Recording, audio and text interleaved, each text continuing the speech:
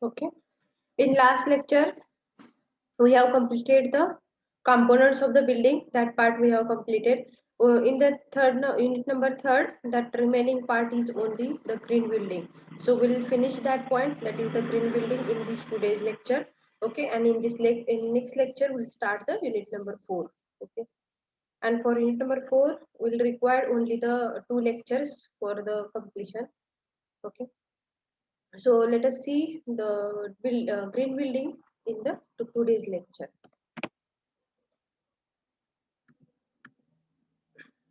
What is the green building? कोण सांगू शकेल का मला? What is the green building?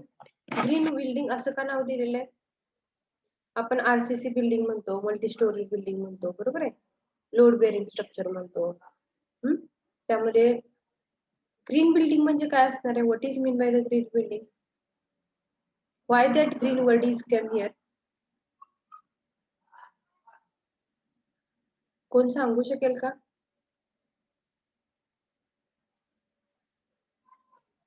What is the green building? Am I audible to all? माझा आवाज येतोय सगळ्यांना ऐकू? Yes, ma'am. Okay. Green building म्हणजे काय कोण सांगू शकेल? Why it is आपल्या टेरेस बाल्कनी या ठिकाणी झाडे लावणे आणि ओके. इथं कोणीतरी मेसेज टाकलेला आहे, प्रीती म्हणून कोण आहे त्यांनी इको फ्रेंडली कन्स्ट्रक्टेड बिल्डिंग असं नाव दिलेलं आहे. ओके. असं त्यांनी चॅट बॉक्स मध्ये मेसेज दिलेला आहे. ठीक आहे. तर eco friendly material. Okay. Eco friendly material म्हणजे कुठले कुठले असतील कोण सांगेल का मला? कोणीतरी आता सांगितले की झाडे लावली पाहिजेत. ओके. इको फ्रेंडली मटेरियल कुठले आहेत ते सांगा मला.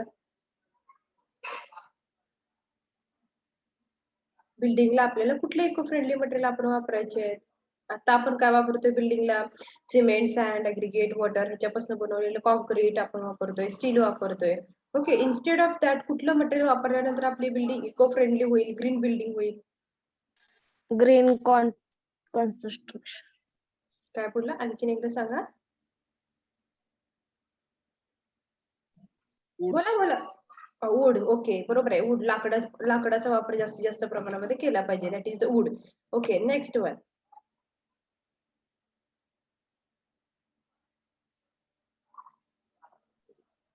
Construction of trees near the building. Construction of trees near the building. Okay. Construction of म्हणायचं, ट्री प्लांटेशन म्हणायचं. ट्री प्लांटेशन कुठं करायचं आपल्याला? तर आपली जी बिल्डिंग आहे तर त्याच्या आसपास आपल्याला काय केलं पाहिजे? ट्री प्लांटेशन केलं पाहिजे. कशासाठी?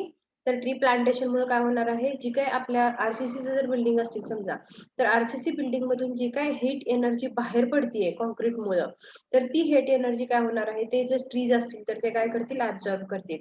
हा एक त्या ठिकाणी काय असणार आहे? ऍडव्हान्टेज असणार आहे ट्री प्लांटेशनचा. पण ग्रीन बिल्डिंग म्हणजे काय?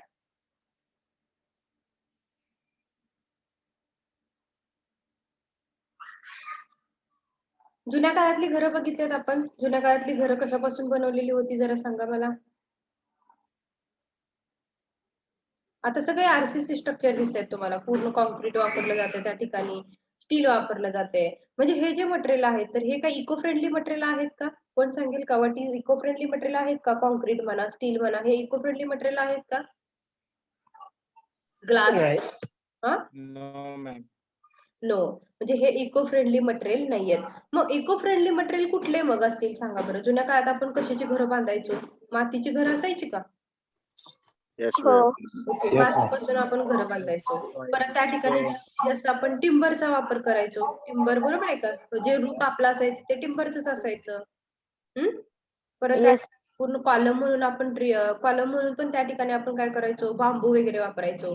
बीम म्हणून पण आपण बांबू वापरायचो. ओके. भिंती आहेत त्या पूर्ण मातीच्या असायच्या, विटांच्या असायच्या. विटा पण मातीपासूनच बनवतात ना, मग विटा ज्या आहेत ते मातीपासून बनवायचो. नंतर परत कॉलम म्हणून आपण बांबू वापरायचो. बीम म्हणून पण आपण त्या ठिकाणी बांबू वापरायचं. मग अशा ज्या बिल्डिंग होत्या, अशा ज्या बिल्डिंग म्हणण्यापेक्षा त्याला आपण होम घर म्हणू, ही जी घरं होती तर या घरामधून काय एनर्जी, जी काही हीट आहे ती बाहेर पडत होती का? आपल्याला त्यामध्ये आता आपण म्हणतो की नाही आपल्याला आता एसी लावावा लागतो. आपण एसी म्हणतो नाही 1 वर लावलाय, 2 वर लावलाय, 3 वर लावलाय. फॅन असेल तर आपण 4 वर लावतो, 5 वर लावतो. तरी पण आपल्याला गरमी होती, बरोबर आहे? मग त्या काळात जी घरं होती, तर त्या घरामध्ये अशी फॅन लावायची गरज होती का? फॅन होता का त्यावेळेला? नो. हां. No. बघा म्हणजे आपल्याला इको फ्रेंडली मटेरियल म्हणजे काय, की जे आणि बरं ठीक आहे तशा टाईपचे जे स्ट्रक्चर होते, ते एन्व्हायरमेंटला काही इफेक्ट करत होते का? No ma'am. नाही. हो मॅम. आताचे जे आरसीसी स्ट्रक्चर आहेत तर या आरसीसी स्ट्रक्चर मुळे काय होत चाललंय बघा. आता जर दिवसभर आपलं जर आता पूर्ण मे एंड एप्रिल महिना चालू आहे, म्हणजे आता इतकी हीट आपली डेव्हलप होती आपल्या टेरेसवरती जर आपण बघितलं किंवा आपल्या घरासमोर आपण काय करतोय आता फरशा असतात त्याच्यावरती आपल्याला एक मिनिट ना 1 सेकंद पण आपण आपला पाऊल ठेवू शकत नाही. का तर हे कशामुळे आहे तर हीट जास्त जनरेट होते त्या ठिकाणी. म्हणजे जे काय आपण आता आर्टिफिशियल जे काही हे आरसीसी मटेरियल असतील त्या ठिकाणी ग्लास मटेरियल असतील, हे मटेरियल वापरून जे आपण त्या ठिकाणी आता जे कन्स्ट्रक्शन करतोय बिल्डिंगचं, तर ह्याच्यामुळे काय होत चाललंय की हीट जी आहे जास्त डेव्हलप होत चाललेली आहे, जास्तच हीट तयार होत चालली आहे. त्यामुळे आपल्या एन्व्हायरमेंटचं टेम्परेचर आहे ते काय होत चाललेलं आहे, इन्क्रीज होत चाललेलं आहे. आणि हे एन्व्हायरमेंटलचं टेम्परेचर इन्क्रीज झालं तर ते आपल्याला सोयीस्कर नाहीये, हेल्दी नाहीये, समजलं? तर त्यासाठी आपल्याला we should know what is the green building. आपल्याला बिल्डिंग कशा बांधल्या पाहिजे, त्या ठिकाणी ग्रीन बिल्डिंगचा त्या ठिकाणी काय वाटा आहे. ग्रीन बिल्डिंग ह्या पहिल्या होत्या, बरोबर आहे? त्याचा उपयोग काय होता आपल्या एन्व्हायरमेंटसाठी. ओके. तर त्यासाठी आपल्याला स्टडी करायचं आहे की what is the green building, which type of material we can use for the green building आणि त्याचे ऍडव्हान्टेजेस काय आहेत, त्या ठिकाणी डिसएडव्हान्टेजेस काय आहेत. हा स्टडी जो आपल्याला करायचा आहे तो या पॉइंट मध्ये करायचा आहे, that is the green building. म्हणजे ग्रीन बिल्डिंग मध्ये बघा जे की मटेरियल आहे ते कसं असलं पाहिजे तर त्या ठिकाणी लो कॉस्टचं मटेरियल असतं. दुसरी गोष्ट म्हणजे काय असणार आहे त्या ठिकाणी इको फ्रेंडली, पूर्ण आपल्याला नॅचरली अवेलेबल रिसोर्सेस आहेत तर त्याच्यापासून जे आपण घर तयार करणार आहोत, बिल्डिंग बांधणार आहोत, that is nothing but a green building. आणि ह्याचा जो एन्व्हायरमेंटला जो इफेक्ट होणार आहे तो इफेक्ट काय असणार आहे तर कमी असणार आहे. आणि आपल्याला जे एन्व्हायरमेंट पाहिजे ह्युमन हेल्थसाठी जे काही एन्व्हायरमेंट असेल ते कसं मिळणार आहे आपल्याला, ग्रीन एन्व्हायरमेंट मिळणार आहे. कुणापासून तर ग्रीन बिल्डिंग पासून. आपण आरसीसी बिल्डिंग मध्ये राहतो पण या ठिकाणी पण आपल्याला जे काही आर्टिफिशियल आहेत हे जे की आरसीसी मटेरियल वगैरे आपण वापरतो पण यामुळे पण या ठिकाणी हीट जास्त जनरेट होते. हीट जास्त जनरेट झाल्यामुळे याचा एन्व्हायरमेंट वरती काय होत चाललेलं आहे, इफेक्ट होत चाललेला आहे, बरोबर आहे? आता बघा तुम्ही गावाकडे खेड्यामध्ये बघितला तर या ठिकाणी हीट थोडीफार कमी असते. पण तुम्ही शहरी भागामध्ये जर गेला, टाउन मध्ये जर गेला, त्या ठिकाणी तुम्हाला सगळ्या बिल्डिंगच दिसतील. त्या ठिकाणी तुम्हाला झाडं दिसणारच नाहीत. ओके. म्हणजे झाडं खूप कमी प्रमाणामध्ये आहेत. मग झाडं काय काम करतात? झाडं काय काम करतात सांगा बरं मला? टेम्परेचर कमी करण्याचं काम करतात. एन्व्हायरमेंट मधलं ऑक्सिजन वाढवण्याचं काम करतात. मग आता बघा कोरोनाची परिस्थिती कशी आहे, की झाडं कमी आहेत म्हणजे काय होते ऑक्सिजन पण कमी होत चाललेलं आहे. ओके. म्हणजे जे काही टाउन मध्ये राहणारे लोक आहेत तर त्यांच्या जवळ असलेल्या एरिया मधलं जे काही नॅचरल एन्व्हायरमेंट आहे ते कसं आहे, हीटच जास्त प्रोड्यूस करतं. का तर आपला जो इतक्या बिल्डिंग मल्टी स्टोरी बिल्डिंग 10-10 फ्लोअरच्या बिल्डिंग, 20-20 फ्लोअरच्या बिल्डिंग ॲट अ टाइम काय केले जातात, बांधले जातात. म्हणजे तेवढ्या छोट्या एरियामध्ये त्या बिल्डिंगचा किती मोठा लोड त्या तुझी जमीन आहे ती काय करते, बिअर करते लोड बघा. म्हणजे आपल्या अर्थची किती कॅपॅसिटी आहे, की बाबा एकाच एवढ्या क्रॉस सेक्शन एरियामध्ये, छोट्याशा क्रॉस सेक्शन एरियामध्ये आपण 20 फ्लोअरची बिल्डिंग कन्स्ट्रक्ट करतोय आणि तेवढं सगळं आपली काय करते, अर्थ आहे ती लोड काय करते, बिअर करते. म्हणजे ही किती भयानक गोष्ट आहे. आणि अशा एकच बिल्डिंग नाहीत, अशा भरपूर भयानक किती भरपूर बिल्डिंग आहेत, की ज्याचा सगळा लोड आहे तो आपल्या अर्थवरती आहे. म्हणजे त्यावरचा लोड इन्क्रीज होत चाललेला आहे. दुसरी गोष्ट म्हणजे atmosphere मधलं टेम्परेचर इन्क्रीज होत चाललेलं आहे. आपण ट्रीज कट केलेत आपल्या कशासाठी, इंडस्ट्रियलायझेशनसाठी. तर त्यामुळं जो एन्व्हायरमेंट मधला जो ऑक्सिजन आहे तो पण कमी झालेला आहे. आणि कार्बन डायऑक्साईड जो अनवॉन्टेड पार्ट आहे तो काय होत चाललेला आहे, इन्क्रीज होत चाललेला आहे.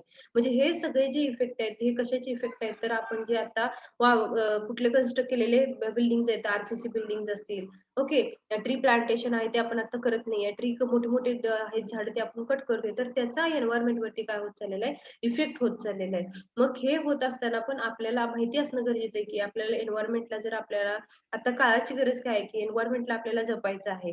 त्यासाठी आपण काय केलं पाहिजे, की कुठल्या वेळेला आपली बिल्डिंग कन्स्ट्रक्ट केल्या पाहिजेत. ओके. आज प्रत्येक जण उठतो आणि आरसीसी बिल्डिंग कन्स्ट्रक्ट करतो. आज कुणीही असं नाहीये, की जेणेकरून जो म्हणतो, की नाही माझी बिल्डिंग ग्रीन बिल्डिंग असावी. ओके. मी एका छोटंसं घर जरी असेल तर त्यामध्ये मला एसी एअर कंडिशनिंग म्हणा, फॅन लावायची काही गरज भासली नाही पाहिजे. असं कुणाचं घर असावं असं कुणाला वाटतच नाही. प्रत्येक जण उठतो आरसीसी कन्स्ट्रक्ट करतो. ओके. ही जी कंडिशन आहे तर ही कंडिशन तर आहेच ह्याच्यामध्ये एन्व्हायरमेंटमध्ये.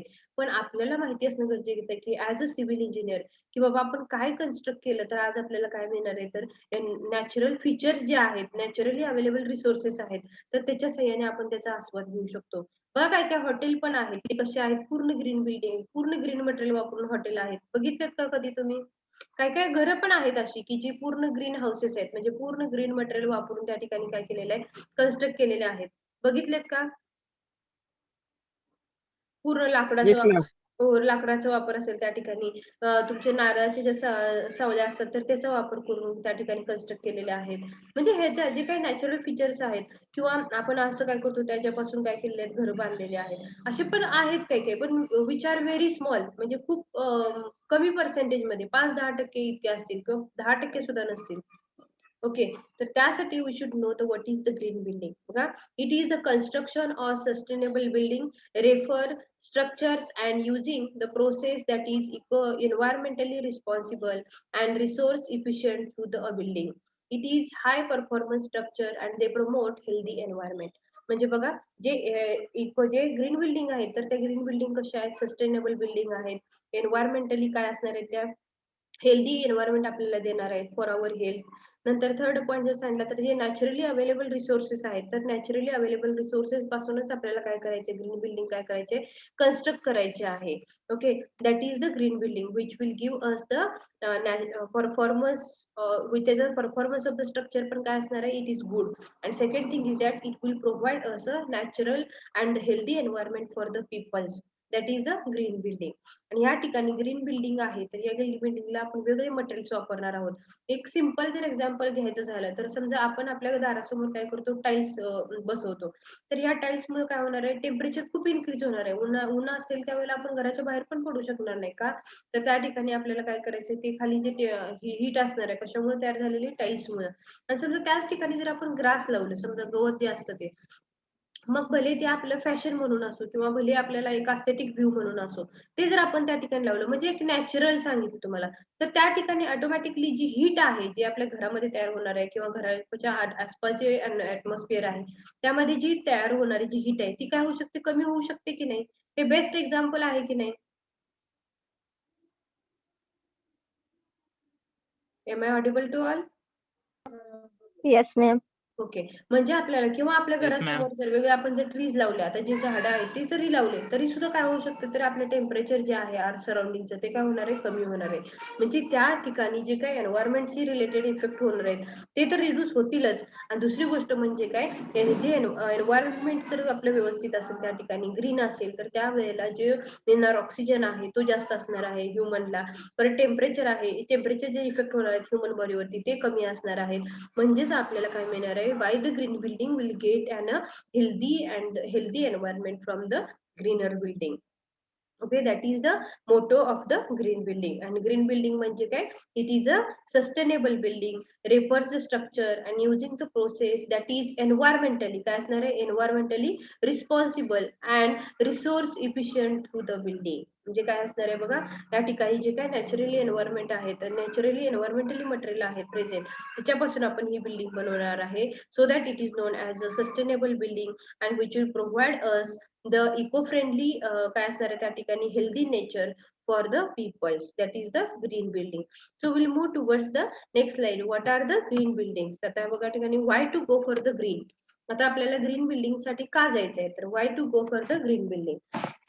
ठीक आहे. तर त्यामध्ये बघा स्ट्रक्चरल डिझाईन इफिशियन्सी काय structural design efficiency energy efficiency water efficiency material efficiency आणि waste and the toxic efficiency.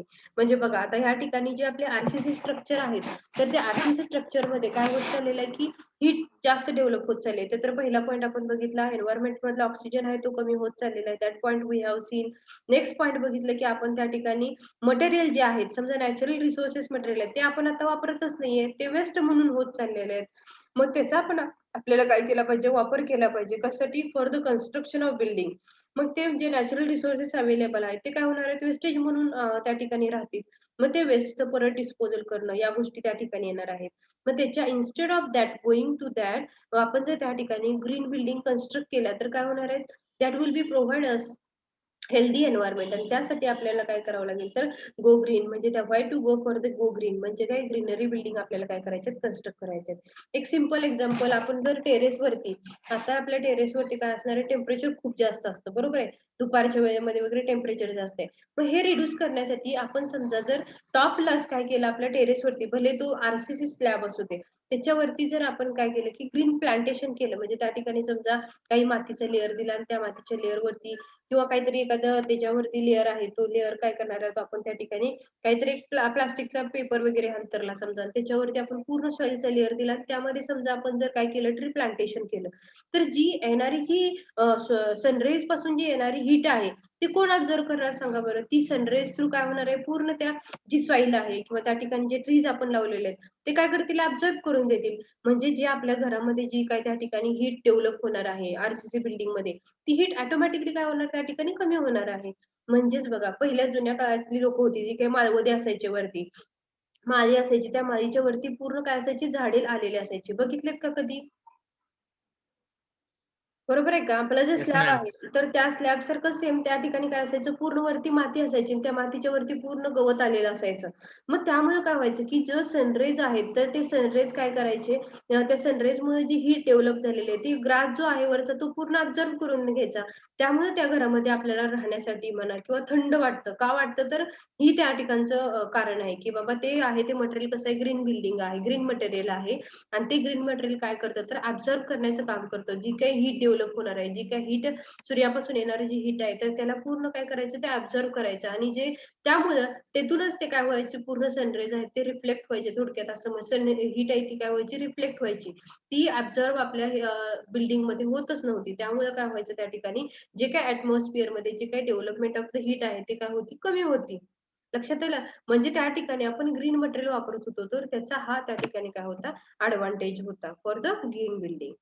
Okay, तर त्यासाठी आपल्याला काय करायचंय, हीट कमी करण्यासाठी म्हणा किंवा त्या ठिकाणी एन्व्हायरमेंट मध्ये ऑक्सिजन इन्क्रीज करण्यासाठी we have to go for the green building like a go green. या पिक्चर मध्ये पण तुम्ही बघू शकता, ही बिल्डिंग आहे, याच्या आसपास हे पूर्ण मध्ये ज्या वॉल आहेत समजा काचेच्या वॉल आहेत, पण आसपास याच्या मिडलला काय केलेलं आहे, पूर्ण या ठिकाणी ग्रीन त्या ठिकाणी काय केलेले आहेत, झाडे लावलेले आहेत. मग ही झाडं काय दर्शवतात की या ठिकाणी जे टेम्परेचर जे इन्क्रीज होतं ते काय करायचं काम करतात, रिड्यूस करतात. परत दुसरी गोष्ट म्हणजे एस्थेटिक व्ह्यू पण आपल्याला ऑटोमॅटिकली मिळतोय by the green building. Okay, म्हणजे आपल्याला एस्थेटिक व्ह्यू साठी म्हणा, टेम्परेचर कमी करण्यासाठी म्हणा, तिसरी गोष्ट म्हणजे एन्व्हायरमेंट मधलं ऑक्सिजन इन्क्रीज करण्यासाठी या गोष्टींचा काय होतो या ठिकाणी ऑटोमॅटिकली गो ग्रीन या पद्धतीचं काय होतो या ठिकाणी तो उपयोग होतोय. Okay, so that we can go for the go green building. Next one is the energy efficiency. आता एनर्जी इफिशियन्सी काय म्हणते बघा, the layout of construction can be natural lights pores for additional warmth. Shading the roof with the trees offers an eco-friendly alternative to air conditioner. बघा, आपण आपल्या घरामध्ये air conditioning बसवतो, fan बसवतो, एक नाही दोन दोन फॅन असतात आपल्या इकडे बरोबर आहे. तर हे जे आहे हे आपल्याला करायची का गरज भासते सध्या, तर का आपल्या आरसीसी बिल्डिंग आहेत म्हणून बरोबर आहे. आरसीसी बिल्डिंग आहेत म्हणजे टॉपचा जो फ्लोअर असतो तो तर खूप तापलेला असतो, त्याच्यानंतर जे खाली 1 2 3 4 जसे आहेत तर त्याच्यावरती थोडंफार टेम्परेचर काय असतं, कमी असतं. पण टॉपचं लेअर आहे तिथे तर पूर्ण टेम्परेचर खूप जास्त असतं. मग हे रिड्यूस करायचं असेल तर त्या ठिकाणी आपण काय केलं पाहिजे, shading of the roof with the trees offers an eco friendly alternative to the air conditioning. जे एअर कंडिशनिंग आहे ते तर रिड्यूस होईलच, इलेक्ट्रिसिटीचा बचाव होईल त्या ठिकाणी. ओके, तर त्यासाठी आपल्याला काय करायचंय की त्या ठिकाणी शेडिंग ऑफ रूफ म्हणजे रूफ वरती काय करायचं आपल्याला, पूर्ण काय करायचंय, ट्रीज आहेत त्याचं प्लांटेशन करायचंय which is an eco friendly material. Eco friendly असणार आहे नेचर आणि इको फ्रेंडली नेचरचा aesthetic as well as oxygen increasing. Third one त्या ठिकाणी हीट रिड्युसिंग. या गोष्टीसाठी काय होणार आहे, ऑटोमॅटिकली त्या ठिकाणी उपयोग होऊ शकतो. The layout of construction can be natural lights पोर फॉर द ऍडिशनल वॉर्म. जे काही टेम्परेचर आहे, वॉर्म आहे म्हणजे काय, ज्या ठिकाणी उष्णता आहे ती कमी करण्यासाठी पण या ठिकाणी ट्री प्लांटेशन जर केलं तर ऑटोमॅटिकली आपल्याला काय होऊ शकतो, त्याचा उपयोग होऊ शकतो. That is the energy efficiency from the green building. Material आपण या ठिकाणी आता कुठलं कुठलं वापरतो बघा. तर हे मटेरियल मध्ये तुम्ही बघू शकता. आता ही एक समजा तुमची ग्रीन बिल्डिंग आहे. तर यामध्ये पूर्ण बघा तुम्हाला दिसते आता या ठिकाणी रूप आहे. पूर्ण कशाचा वापर केलेला आहे तर या ठिकाणी बांबूचं केलेलं आहे किंवा त्यामध्ये काय केलेलं आहे तर पूर्ण लाकूड वापरलेलं आहे. ओके. तर हे जे असे जे आपण जे वापरणारे जे प्रोडक्ट आहेत तर ते सगळे जर नॅचरली असतील, समजा आपली घरामध्ये काही लोक बघा आता पण काही लोक असे आहेत की ती काय करतात घरामध्ये आपण जे स्टीलच्या पातेल्यामध्ये, अल्युमिनियमच्या भांड्यामध्ये जे आपण काही भाज्या करतो, नंतर दूध तापवतो, ह्या ज्या गोष्टी करतो. तर आता पण काही लोक असे आहेत की ते काय करतात पूर्ण मातीची भांडी वापरतात. का? तर मग मातीची भांडी वापरून पण त्यामध्ये काय केलं जातं त्यांचा पूर्ण जो स्वयंपाक आहे तो त्यामध्ये केला जातो. तो जे काही आपले बनवायचे जे पदार्थ आहेत ते सगळे ते काय करतात तर त्या भांड्यामध्ये बनवतात जी की मातीची भांडी आहेत. तर हे कशासाठी तर ते त्यामधून जे केलेले जे आहेत काय केले त्यामधून केलेले जे पदार्थ आहेत ते कसे लागतात टेस्टी लागतात एकतर आणि दुसरी गोष्ट काय असणार आहे की ते इको फ्रेंडली किंवा इझिली अवेलेबल मटेरियल आहे किंवा नॅचरल मटेरियल आहे तर त्याच्यापासून ते बनवलेले असणार आहेत काय ती भांडी तर त्यामुळे आपल्याला त्याच्यापासून मिळणारा जो काही त्याच्यापासून काय होणारे जे पदार्थ तयार होतात तर ते कसे असतात टेस्टी लागतात. तसंच आपण जर स्टील बघितलं जर्मनची भांडी आपण वापरतो तर यामध्ये आणि त्यामध्ये या टेस्ट मध्ये सुद्धा काय फरक आहे. पहिल्या काळातले लोक काय करत होते तशाच भांड्यामध्ये करत होते हो, बरोबर आहे की नाही म्हणजे इको फ्रेंडली मटेरियल म्हणजे ते आहे त्या मटेरियल त्या ठिकाणी जी माती असेल त्याच्यापासून ते भांडी बनवत असतील त्यामध्ये त्यांनी करत असतील पण हे सगळं जी प्रोसेस होती तर यामधून त्यांना काय मिळत होतं तर त्यामधून त्यांना इको फ्रेंडली मटेरियल म्हणजे आता जे आहेत जर्मनची भांडी याच्यामधून जे मिळणारे पदार्थ आहेत ते तयार होणारे जे पदार्थ आहेत जी टेस्ट आहे ती टेस्ट त्यांना ही टेस्ट जी आहे कशामधून जर्मनच्या किंवा तुमच्या स्टीलच्या भांड्यामधून मिळणारी ती जे टेस्ट कशी असणार आहे वेगळीच असणार आहे as per as compared with the आधीची जे मातीपासून बनवलेली जी भांडी होती म्हणजे एक एक्झाम्पल सांगितलं. सेम हिअर या ठिकाणी आपली बिल्डिंग सुद्धा असेल तर या बिल्डिंग मध्ये सुद्धा जर इको फ्रेंडली जे मटेरियल आहेत ग्रीन मटेरियल आहेत ते जर आपण वापरले तर त्याचा सुद्धा काय असणार आहे ह्युमन हेल्थ वरती काय असणार आहे इफेक्ट खूप कमी असणार आहे. आता बघा वेस्ट रिडक्शन दुसरी गोष्ट म्हणजे या ठिकाणी आता हे बांबू आहेत हे पूर्ण या ठिकाणी वापरलेले आहेत म्हणजे बघा आपण जर पूर्ण आरसीसी मटेरियल वापरत गेलो सगळे जर आरसीसी मटेरियल जर वापरायला लागले तर त्या ठिकाणी जे बांबू आहेत जे एन्व्हायरमेंट मध्ये त्याचा काहीच उपयोग होणार नाही मग ते एक वेस्ट म्हणून राहतील म्हणजे त्यासाठी आपल्याला काय करायला लागतील तर त्यासाठी वेस्ट रिडक्शन आता आपण त्याला वेस्टच असं म्हणतोय पण आपण जर तशा टाईपची घरं बांधायला लागलो तर ऑटोमॅटिकली त्याचं जे प्रमाण आहे ते ऑटोमॅटिकली कमी होईल ना एन्व्हायरमेंट मधून आणि उपयोग होईल युजफुल होईल ज्या ठिकाणी एस्थेटिक व्ह्यू साठी म्हणा ज्या ठिकाणी आपल्याला आता या ठिकाणी जे वूड वापरायची गरज आहे त्या ठिकाणी ऑटोमॅटिकली आपण वापरून जाऊ म्हणजेच काय होणार आहे जे काही ते आपण वेस्ट म्हणून आता जे फेकून देणाऱ्या गोष्टी आहेत लाकडाच्या तर त्याचा ऑटोमॅटिकली काय होणार आहे आपल्या बिल्डिंग साठी ओके काय होणार त्याचा उपयोग होणार आहे म्हणजेच काय झालं त्या ठिकाणी वेस्ट आहे ते एन्व्हायरमेंट मधलं वेस्ट आहे ते काय झालं रिडक्शन झालं दॅट इज द ग्रीन बिल्डिंगचा हा ठिकाणचा काय असणार आहे इफेक्ट असणार आहे म्हणजे काय ग्रीन बिल्डिंग जर आपण बांधत गेलो तर त्या ठिकाणी ऑटोमॅटिकली जे काही वेस्ट आहे ऑन द अर्थ ते काय होत जाईल त्या ठिकाणी वेस्ट आहे ते रिडक्शन होत जाईल. समजते का सगळ्यांना? Yes ma'am.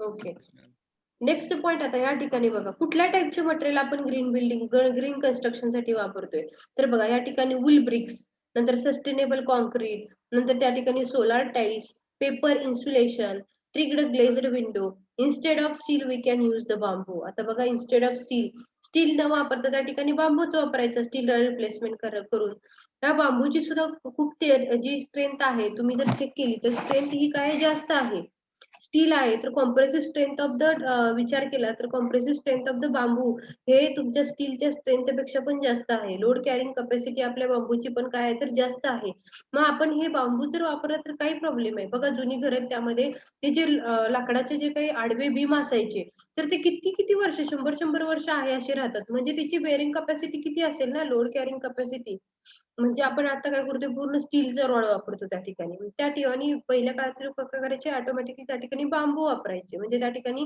लोक लाकडाचं त्या ठिकाणी मटेरियल वापरायचे फक्त या ठिकाणी काय करायला लागणार की जेवढ्या साईजचं आपल्याला मटेरियल पाहिजे कंपोनंट पाहिजे त्याचं काय करायला लागेल फिनिशिंग करावं लागेल त्यावेळेला आपल्याला त्या ठिकाणी कटिंग करावं लागेल तर ह्याच गोष्टी आहेत किंवा टिंबर असेल तर टिंबर आपल्याला पूर्ण त्या ठिकाणी त्याच्या प्रॉपर्टी चेक करावे लागतील सिझनिंग होते का टिंबरचं मॉइश्चरचा काही इफेक्ट होतो का या गोष्टी किंवा त्याला पूर्ण काय करायला लागेल आपल्याला, हीट देऊन किंवा सनराईज थ्रू आपल्याला काय करायला पूर्ण ते वाळवावं लागेल आणि त्याच्यानंतर त्याचा यूज करायचा आहे. ओके.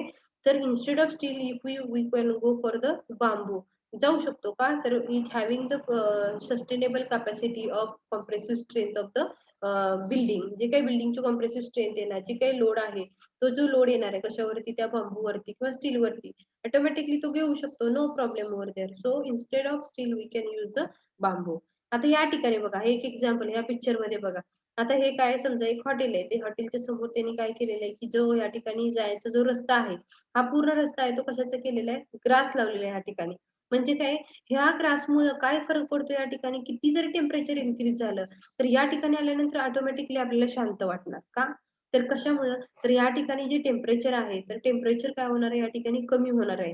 कशामुळे, तर या ग्रासमुळे एस्थेटिक व्ह्यू पण यात मिळणार आहे. आणि तिसरी गोष्ट म्हणजे काय, आपण किती जरी मोठं ऊन असेल तर त्या उन्हामध्ये पण आपण या ठिकाणी काय करू शकतो, चालू शकतो, फिरू शकतो. कशामुळे, तर because of this grass only. आता या ठिकाणी फुट रेस्ट पण आहेत मध्ये, आणि फुट रेस्टच्या कडेला पूर्ण काय तो ग्रास आहे. तर या ग्रासच्या साह्याने काय होणार आहे, या ठिकाणी जी हीट आहे डेव्हलप झालेली हीट आहे ती काय होणार आहे, ऑटोमॅटिकली कमी होणार आहे. So that we can go for the green building, that is the green material. जास्तीत जास्त प्रमाणामध्ये राहू दे, पूर्ण बिल्डिंगच आपली आपण लाकडाची बांधावी असं काही नाहीये. पण आपण जितकं आपल्याला जमेल तितकं आपण काय केलं पाहिजे, ग्रीन मटेरियलचं या ठिकाणी काय केलं, किंवा ग्रास तरी जरी लावलं तरी सुद्धा, किंवा ट्री प्लांटेशन जरी केलं तरी सुद्धा काय होऊ शकतं, त्या ठिकाणी आपल्या काय होणार आहे, आपल्या एन्व्हायरमेंटला त्याचं काय होणार आहे, ऍडिशन होणार आहे. कशासाठी, तर ऑक्सिजन इन्क्रीज करण्यासाठी, आणखी ही हीट रिड्यूस करण्यासाठी, जो कार्बन डायऑक्साईड तयार होतो त्याला रिडक्शन करण्यासाठी त्या ठिकाणी काय होऊ शकतो, आपल्याला एन्व्हायरमेंटला आपल्या मदत होऊ शकते.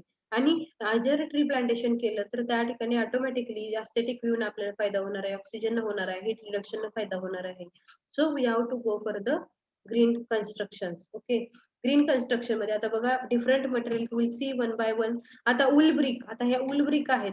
या उल ब्रिक म्हणजे काय असतात, तर लोकरी या ठिकाणी असलेल्या ब्रिक आहेत, किंवा काही वेळेला मातीच्या ब्रिक असतात.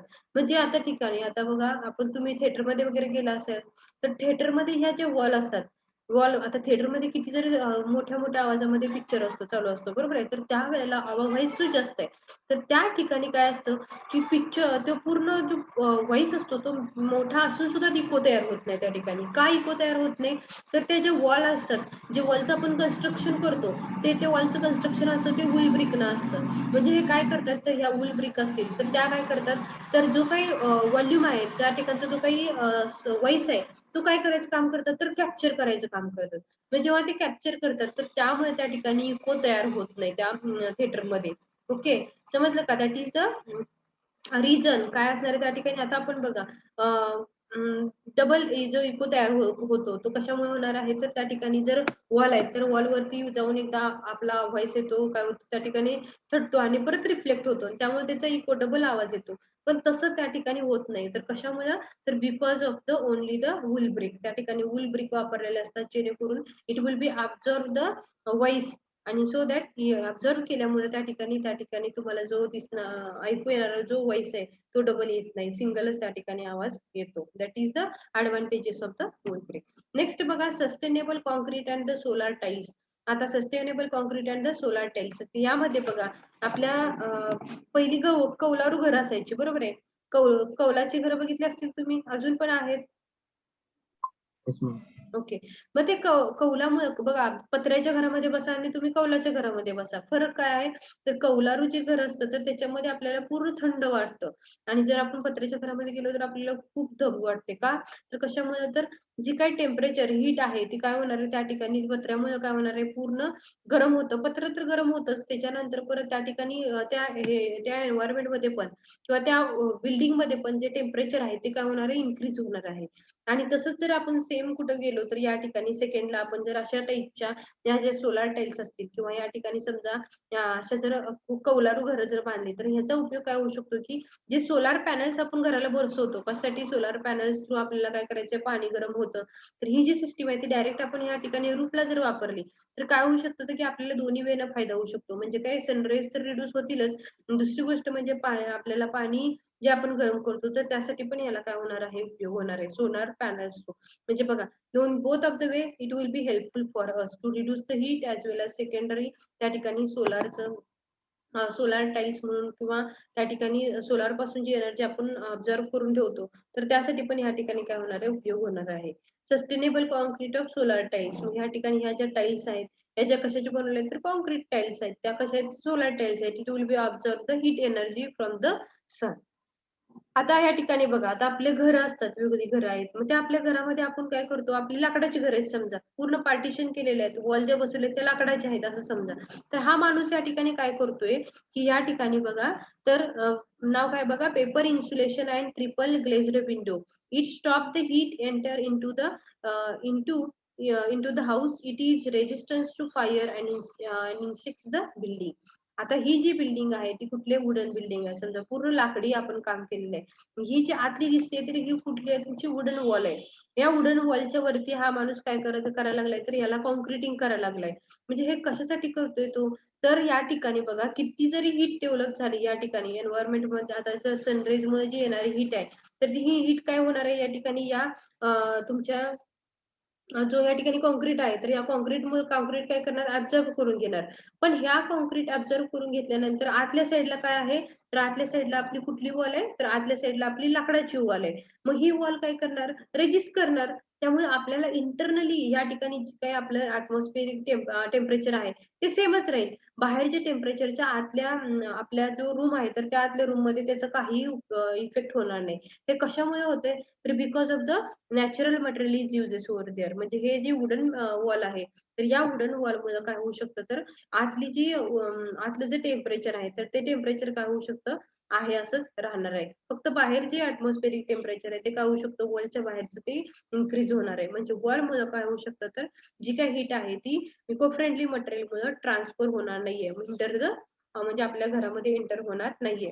तर काय होणार आहे, तर कॉन्क्रीट थ्रूच ती बाहेर काय होतील, ते रिफ्लेक्ट होतील आणि वुडन आहे तो लेअर आहे तो काय करतील, ऑब्झर्व करून घेईल. So that is the one of the method of the construction like a wooden construction. Next one, आता बांबू. आपण सगळ्या ठिकाणी बांबू वापरतो. बांबू म्हणजे कॉलम म्हणून पण आपण वापरू शकतो या ठिकाणी. म्हणजे बघा, कॉलम म्हणजे जी स्ट्रेंथ कशी आहे बघा, bamboo has high compressive strength than steel. म्हणजे बांबूची जी स्ट्रेंथ आहे ती कशी आहे, it having the high strength, high compressive strength than steel. Steel पेक्षा पण याची स्ट्रेंथ जास्त आहे. मग का नाही वापरायचं बांबू आपण, सांगा. तर बांबूची स्ट्रेंथ आहे ती कशापेक्षा, स्टील पेक्षा पण जास्त आहे. So we can go for the construction by using the bamboo. या ठिकाणी पूर्ण लाकडाचे काही काही मटेरियल आहेत, तुम्ही बघू शकता. खाली जे त्या ठिकाणी पूर्ण टाईल्स जे वापरतो त्या ठिकाणी पूर्ण हे काय केलेलं आहे, वुडन मटेरियल आहे ते काय केलेलं आहे, प्लेस केलेलं आहे. म्हणजे आपण इच अँड एव्हरी ठिकाणी जर आपण अशा टाईपचे मटेरियल वापरत गेलो, इको फ्रेंडली मटेरियल, तर अस्थेटिक नेचर पण त्याचं या ठिकाणी तुम्ही सेकंड पिक्चर मध्ये पण बघू शकता, किंवा तीच द अस्थेटिक व्ह्यू. मग हे व्ह्यू, अस्थेटिक व्ह्यू पण या ठिकाणी कसा आहे, चांगला आहे. म्हणजे आपण जे नॅचरली अवेलेबल मटेरियल आहेत, तर त्याच्यावरती आपण वेगवेगळ्या काय करू शकतो, स्टडी करून आपण काय करू शकतो, हे जर आपल्या बिल्डिंगला जर वापरलं तर we can achieve each and everything जे आपल्याला हवं आहे. अस्थेटिक व्ह्यू पाहिजे असेल तो आपण अचीव करू शकतो, स्ट्रेंथ अचीव करू शकतो, बिल्डिंगला आपल्या ड्युरेबल बनवू शकतो. नंतर आपण पूर्ण आपल्या बिल्डिंगच्या आसपास आपण जर ट्री प्लांटेशन केलं तर आपण ऑक्सिजन, परत त्या ठिकाणचे जे तयार होणारी हीट आहे तर त्याला आपण काय करू शकतो, रिड्यूस करू शकतो. That are the advantages of the green building. Okay, next point जो आहे तो, what are the demerits and merits of the green building, that will see here. बघा, आता मेरिट्स कुठले आहेत आणि डिमेरिट्स कुठले आहेत बघा. It saves the energy. काय, इट सेव्हज द एनर्जी म्हणजे आपल्याला बघा यापासून काय होणार आहे, एनर्जी सेव्ह होणार आहे. नेक्स्ट वन इज, म्हणजे कुठली हीट एनर्जी असेल, हीट आहे ती काय होती त्या ठिकाणी रिड्यूस होणार आहे. कशामुळे, तर आपण जर ग्रीन बिल्डिंग कन्स्ट्रक्ट केल्या तर it saves the energy. Next one is, it improves the indoor air quality. आपल्या घरामध्ये जर आपण पूर्ण ग्रीन बिल्डिंग केलं किंवा ग्रीनरी आपल्या घरासमोर असेल तर त्या ठिकाणी काय होऊ शकेल, तर इंडोअर एअर क्वालिटी आपल्या जे घरासमोरची किंवा घरातली जी काही इंडोअर क्वालिटी आहे कशाची, एअरची, ती काय होणार आहे या ठिकाणी, इम्प्रूव्ह होणार आहे. Next one is, it reduce the water. या ठिकाणी बघा, it reduces the water, it reduces the waste. आता या ठिकाणी आपल्या जमिनीवरती जे काही वेस्ट आहे किंवा आपण जर ह्या ग्रीन मटेरियलचा जर वापर करतच नसेल तर ते काय होणार आहेत, वेस्ट म्हणून आपल्या अर्थवरती राहणार आहेत. मग आपण त्याचा जर ऑटोमॅटिकली वापर केला तर ते काय होतील, तर आपल्या अर्थवरचं जे काही वेस्ट आहे ते काय होईल, रिड्यूस होईल. Next one is easily maintenance. म्हणजे काय बघा, एखादा पार्ट आपण पूर्ण काय केलेलं आहे, आता ग्रीन बिल्डिंग कन्स्ट्रक्ट केलेलं आहे आणि एखादा पार्ट जर आपला काय झाला खराब झाला तर तो आपण ऑटोमॅटिकली काय करू शकतो, रिप्लेस करू शकतो. पण समजा एखाद्या बिल्डिंगचा कॉम्पोनंट खराब झाला, आरसीसी बिल्डिंग आहे त्याचा समजा कॉलम काय झाला फेल्युअर झाला किंवा एखादा स्लॅब जर फेल्युअर झाला तर त्या ठिकाणी आपल्याला पूर्ण बिल्डिंग त्या ठिकाणी कोलॅप्स करायची गरज भासते. पण तेच जर आपण या ठिकाणी ग्रीन बिल्डिंगला गेलो तर त्या ठिकाणी जो कॉम्पोनंट खराब झालेला आहे, जो कॉम्पोनंटच्या मेंटेनन्स करायची गरज आहे, तो तेवढा कॉम्पोनंट आपण काय करू शकतो, इलिमिनेट करू शकतो आणि दुसरा त्या ठिकाणी बसवू शकतो. It improve the health and the lifestyle and recreation of the environment. बघा या ठिकाणी आपल्याला काय करू शकतो आपण, वी कॅन आपल्याला हेल्थ अशी काय होणार आहे या ठिकाणी, हेल्थची परफॉर्मन्स आपला चांगला असू शकतो का, तर त्या ठिकाणी ऑक्सिजन लेवल वाढणार आहे. सेकंड थिंग काय असणार आहे, हीट जी आहे तयार होणारी एन्व्हायरमेंट मध्ये ती कमी होऊ शकते, म्हणजे it will be healthy for us. Okay, these are the merits of the green building. We'll see the what are the demerits of the green building. आता green building, आता या ठिकाणी green building चं demerit काय आहे बघा. Initial cost of the construction is high. आता म्हणतो आपण की लाकडाच्या पासून घर बनवायचं म्हणजे त्याची कॉस्ट खूप कमी आहे असं आपण सहज म्हणतो, बरोबर आहे. पण आता काय झालेलं आहे की रिव्हर्स कंडिशन झालेलं आहे का, तर आपण आता लाकडाची घरं बांधतच नाहीये. लाकडापासून किंवा बांबूच्या साह्याने, मातीच्या साह्याने आपण घर बांधतच नाहीये. जे are the material free of cost आहे तर ते कसे झालेत आता मग खूप व्हॅल्युएबल झालेत का, तर त्याचा आपण आता वापरच करत नाहीये. ओके, तर त्यामुळे त्याची मग जी आता बांबू असायचे खूप जास्त पहिल्या काळामध्ये बांबू असायचे, जिकडे दिसेल तिकडे आपण जर गेलो तर बांबू आपल्याला दिसायचे. पण आता ते बांबूचं प्रमाण काहीच नाहीये, म्हणजे आपल्या अर्थवरती आपल्याला ते बांबू जास्त प्रमाणामध्ये दिसत नाहीयेत. म्हणजे जे काही छोट्या जे 100% दिसायचे तिथं आता 25% दिसतात. म्हणजे ऑटोमॅटिकली त्याची कॉस्ट आहे ती काय होत चालली, आता वाढत चालली आहे. समजलं, म्हणजे दॅट इज द डिमेरिट. म्हणजे काय, आता बांबू पहिले जास्त प्रमाणामध्ये असायचे आता कमी दिसत आहेत, बरोबर आहे. मग त्यामुळे त्याची काय आहे कॉस्ट आहे ती काय वाढत चाललेली आहे. Initial cost of the construction is very high. म्हणजे ह्याला कारणीभूत पण आपणच आहोत की याची कॉस्ट वाढवण्यासाठी. Next one is the availability of material is rare. म्हणजे का, तर ही जी कॉस्ट का वाढलेली आहे तर अवेलेबिलिटी जी आहे तर त्याची काय आता रेअर आहे.